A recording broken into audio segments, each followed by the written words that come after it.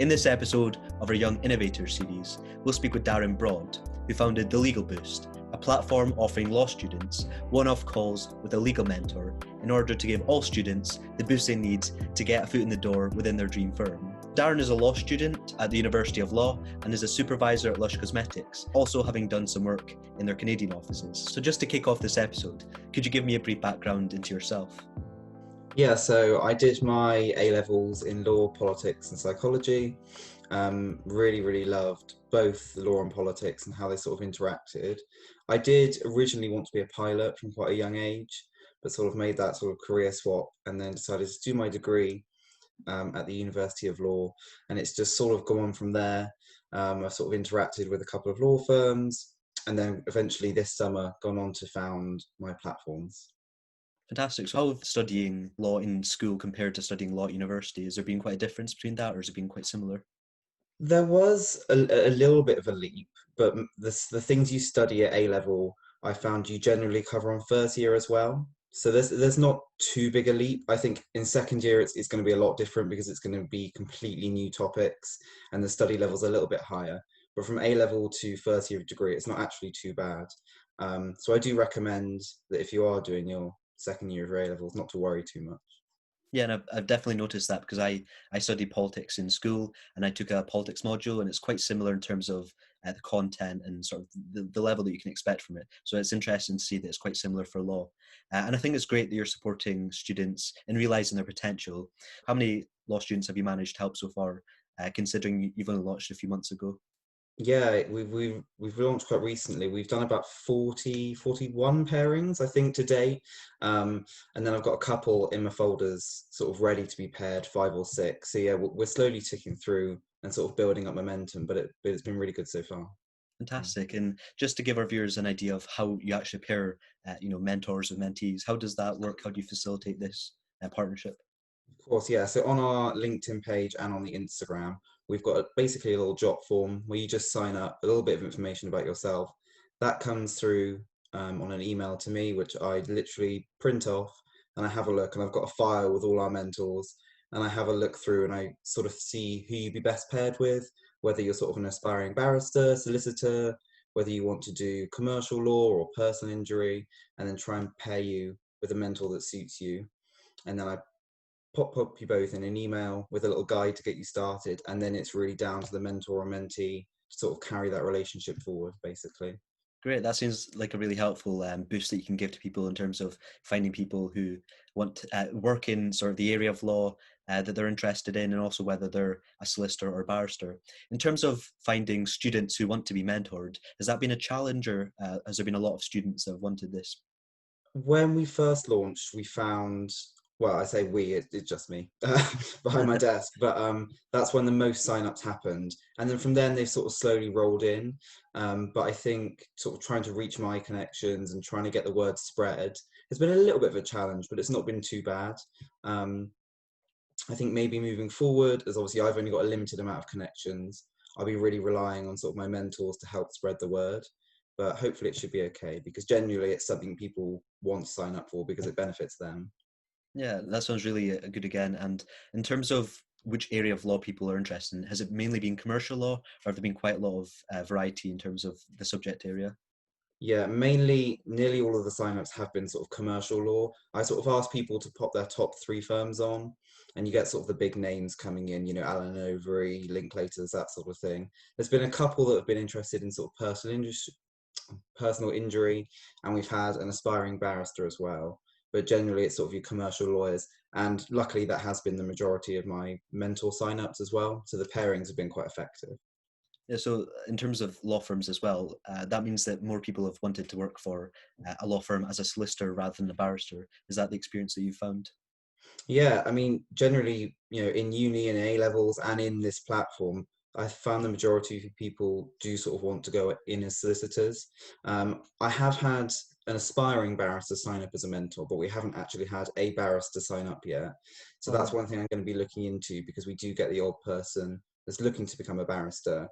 And I can pair them with a sort of trainee solicitor or solicitor, but it's just the mentoring isn't quite the same as if they probably would have a barrister. So that's probably my next step for the platform, is to try and get a barrister to sign up as a mentor. Yeah, and in terms of the benefits you managed to provide for the mentees, what benefits do you think they've managed to gain? And in general, what benefits do you think there are to be had from mentorship, as a general concept? Yeah, I mean, I've had mentors myself, and personally, I guess it will be similar to the experiences they're having. It just helps to just sort of calm you down, because I think, especially as if you're an aspiring lawyer, you've got all these things sort of swimming through your head. Am I good enough? Are my grades good enough? Have I got enough work experience? Have I got enough legal experience? And then you head on to LinkedIn, and there's people doing different webinars and this and that. And I think a mentor is just really nice to say, you're doing all right. Take these steps, let me have a look. And it's just sort of almost like a comfort blanket to make you feel that I can do this, and that in a few years I could be a solicitor, and just sort of to help bring you back down to earth was one of the main benefits for me. And I hope that our mentees can have that as well. It kind of suggests from what you said that mentorship is more about giving you the confidence and the self-belief rather than providing these magical tips that are impossible to find. Is that the experience you've had? Yeah, I mean, I think the tips really are out there, even if you don't have a mentor, to have a varied amount of work experience and legal experience to make sure you've thoroughly proofread your applications. That's kind of all out there. And a mentor can give you that. But I think the really special thing is that you get that one-on-one connection of someone who's made it, of someone who's been through the same process as you. Um, and just to hear them say, I've been there, you'll make it, don't worry. I think is one of the bigger benefits. Yeah. Yeah, I think that's a great positive message. And so you also have BoostBlogs, Yeah. which is pinned with the Legal Boost, and you founded BoostBlogs first. So obviously, there's quite a big difference between a blog and a mentorship program. So what sort of brought you from founding a blog to then founding a mentorship program? What gave you that motivation? Yeah. Well, back in May, I started Darren Broad Law, which is kind of my Instagram, and I started a blog with it. Um, and so I did a bit of personal blogging, and then I sort of changed it into Boost Blogs. So it used to be my personal blog, and it wasn't that I didn't enjoy blogging anymore, but I was sort of trying to blog on a weekly basis and just sort of trying to find things to write about rather than me enjoying it and articles coming naturally. And so I thought there's no point just me forcing myself to churn out an article that's not really going to help anyone. So I then turned it into Boost Blogs and thought I'd give, other aspiring, um, lawyers the chance to sort of come on board and give their hand at blogging. And, they then get a chance to pop something on their CV. And if I want to, I can still blog in the meantime. So that's kind of how that came about. And then I sort of twinned both platforms together, essentially. And have you found that there's like a number of students or people who want to be solicitors that have wanted to write for you, or has it been a bit of a challenge in terms of getting bloggers? Literally, you can pop up a free ad or a little thing on LinkedIn that says advertising this position, and I didn't have to do anything really. I just put it up and I got sign ups. Some of the people, I guess I didn't quite advertise it as clear as I should have, that it was more sort of a legal position. So some of the candidates weren't suitable, unfortunately. But no, I've had a lot of student sign-ups and they're sort of coming through slowly. So that I think there's been quite high demand for people wanting to give that a go, and just sort of gain those skills. And obviously, you've had a number of months of this program, Boost Blogs. So have you learned anything in that time in terms of how to market, how to write articles in a particular way that you didn't know at the start that would have been quite beneficial for you to know? I think one of the main things I learn is that my personal connections are so valuable. I think that's one of the things I wish I'd sort of learned, because I was trying to sort of post on these sites, on my sites, which had sort of 20 followers at the beginning, and sort of, I wasn't gaining anything. Whereas I put one post on my personal LinkedIn where I've got 500 connections, and it just went bing, bing, bing, bing, bing. And then the followers sort of moved from there to there. So I think that's one of the things I take away from it mainly. In terms of actually writing articles, have you found that your law degree has helped you, write articles in a better way, like more structured, or is it sort of has it been an impediment to your law degree in terms of finding the time to write the articles? How have you managed to balance these things? And do you have any advice for somebody who wants to write articles but who maybe doesn't have the time? Yeah, I think going from sort of writing A-level essays and then going on to uni, it's sort of ingrained in you that sort of structure.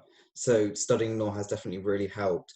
I think the main thing it's helped me with is sort of with being precise and proofreading things over and over again. Even when if you're writing an email or if you're blogging, reading that email back twice and correcting any mistakes. So I think that's one of the things that doing law has really helped sort of ingrain in me, is just being precise. And I think any advice to someone looking to start blogging or start a platform of their own, I think is really just sort of go for it. Just give it a go. Depending on what you're doing, maybe just try and build up your own personal network, because they're going to be the most valuable thing to you when you do launch something, because they're already your biggest fans, and they'll hit the follow button and engage with you and really get things rolling. So that's the advice I'd give. Fantastic. And as a final question, for both BoostBlogs and for the Legal Boost, what are your plans for the future? Have you got any exciting, plans that you're working on? I think I want to carry this on at least, throughout my degree and then on to further studies. I'd really like to grow it to the point where I can say, I've got 500 signups. I think that's one of my sort of more long-term goals. And I think that's it really. Just keep growing them, keep moving them forward, and then we'll see where we go from there. I think all of this has just sort of come quite organically. I never set out at the start of the summer to do this. It just sort of happened. So, in a month's time, there could be something else going on. But yeah, that's it really. Yeah, I can definitely relate to that. I never planned to do this. I think a lot No, of people, exactly. Yeah. a lot of people have, had this free time and this opportunity to do something, and they've, tried to work out through very, very different means, whether that's through a society, a blog, a podcast. But it's great to see people, getting involved, creating content, and providing help to law students and just generally as well. So if people are interested in learning more about the Legal Boost, BoostBlogs, or just you in general, where can they find you? Of course. So we've got our 2 LinkedIn pages, which is the Legal Boost for the mentoring program and BoostBlogs. And then you can also follow Boost Legal on Instagram, which is kind of both in 2. And that's more of our sort of informal page where we sort of give details of all our mentors. And you can get in contact with us on any platform and just reach out or sign up yourself. Fantastic. Well, it was great to speak to you, and hopefully I'll speak to you soon as well. Perfect. Thank you so much.